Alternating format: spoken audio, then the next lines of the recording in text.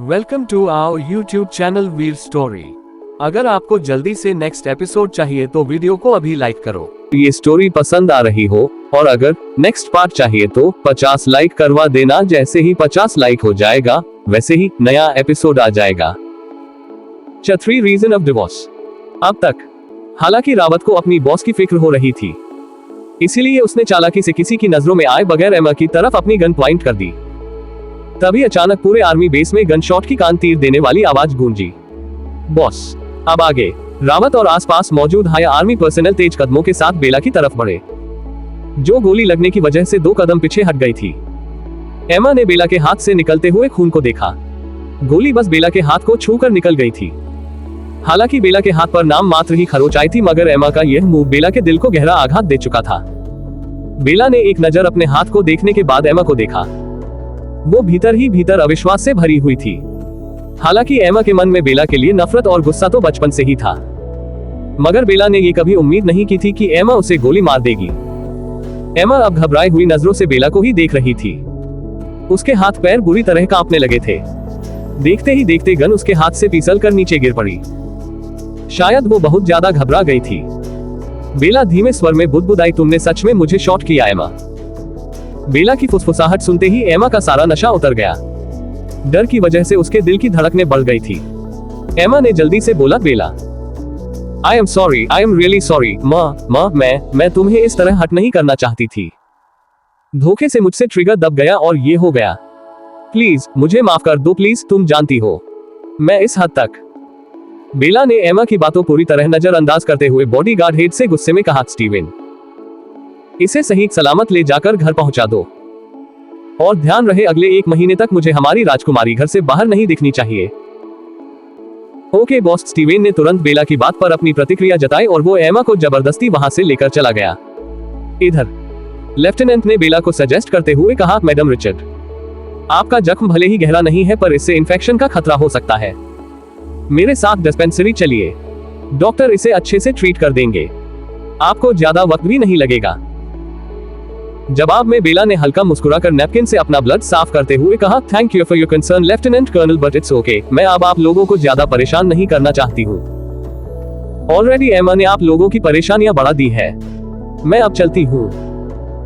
मेरे गार्ड्स चीजें सेटल करने में आप लोगों की मदद कर देंगे और शेडो स्ट्राइक को कंपनसेशन समझ लीजिए।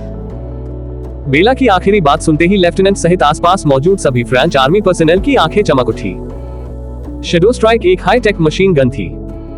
कहा जाता था कि शेडो स्ट्राइक बेला रिचर्ड के अब तक की सबसे बेस्ट क्रिएशन थी। उस मशीन गन की क्वालिटीज रॉकवेव के extremely high tech machine guns को भी टक्कर और मात दे सकती थी। आज कितने दिनों तक मिन्नतें करने के बाद लेफ्टिनेंट ने बेला को उस मशीन गन से रिलेटेड मीटिंग करने के लिए राजी किया था। हालांकि मीटिंग के आखिर तक उन सबको लग रहा था कि बेला उन्हें शेडो स्ट्राइक नहीं देगी, मगर अंत में बेला ने उन्हें वो प्रीशियस मशीन गन सिर्फ एक छोटी सी तोड़फोड़ के ग्रेट कंपनसेशन के रूप में दे दिया था। थोड़ी देर पहले तक जो एमा उन लोगों को बिग नेल अमीरजादी लग रही थी, अब वही एमा उन सबको को नाजुक राजकुमारी के समान लगने लगी थी। उसके आर्मी बेस आने की वजह से वो सब अब गुस्सा होने के बजाय बहुत ज्यादा खुश थे। आफ्टर ऑल एमा की वजह से ही बेला ने उन्हें शेडो स्ट्राइक जैसा बेशमिक्ती खजाना दिया था। थोड़ी देर बाद काली लैंड रोवर एसयूवी कार्स का लंबा काफिला आर्मी बेस से बाहर निकला, जो कि बेशक बेला का ही था। गाड़ियों के बीच में मौजूद रोल्स रॉयस के अंदर बेला बैक सीट से पीठ टिकाकर बैठी हुई थी। उसके शर्ट की स्लीव फोल्डेड थी, जिसकी वजह से उसके पतले और सुंदर हाथों की कोमल त्वचा स्पष्ट रूप से देखी जा सकती थी। खून की पतली धारा भी बेला की नाजुक त्वचा पर लुढ़क रही थी। पैसेंजर सीट पर बैठे रावत ने रेयर व्यू मिरर से अपनी बॉस को देखा, जो अब भी नैपकिन से अपनी बाजू से निकलता हुआ ब्लड साफ कर रही थी।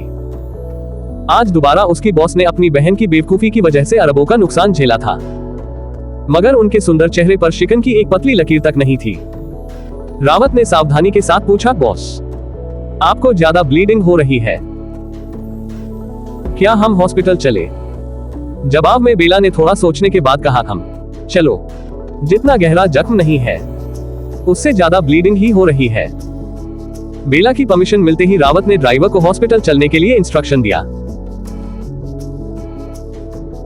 शुरू में तो बेला ने उस छोटे जख्म से होने वाले दर्द को सह लिया था, मगर ज्यादा ब्लीडिंग की वजह से धीरे धीरे बेला के हाथों में तेज दर्द शुरू होने लगा। उसका हाथ सुन्न पड़ता जा रहा था। बेला ने गहरी सांस लेकर अपना माथा हेड रेस्ट से टिकाया और अपनी आंखें बंद कर ली।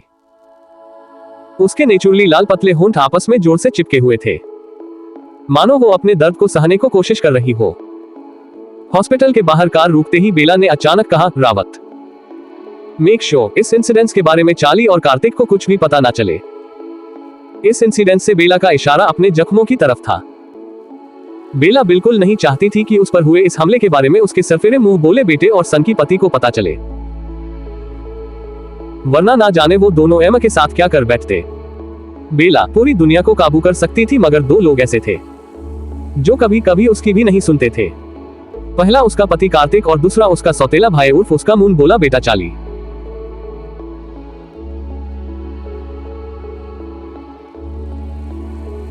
जवाब में रावत ने हल्की हिचकिचाती आवाज में कहा, बॉस, हम चार्ली को तो मैनिपुलेट कर देंगे, पर कार्तिक सर,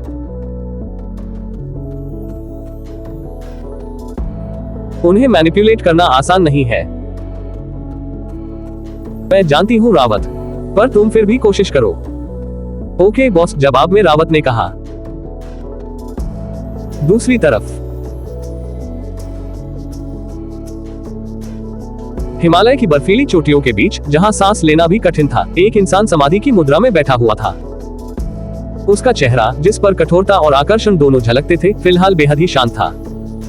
भीषण ठंड की वजह से उसकी सांसें बाहर निकलकर बादल बन जाती थी, मगर ऐसी भीषण ठंड भी उस इंसान के दृढ़ संकल्प को डिगा नहीं पा रही थी।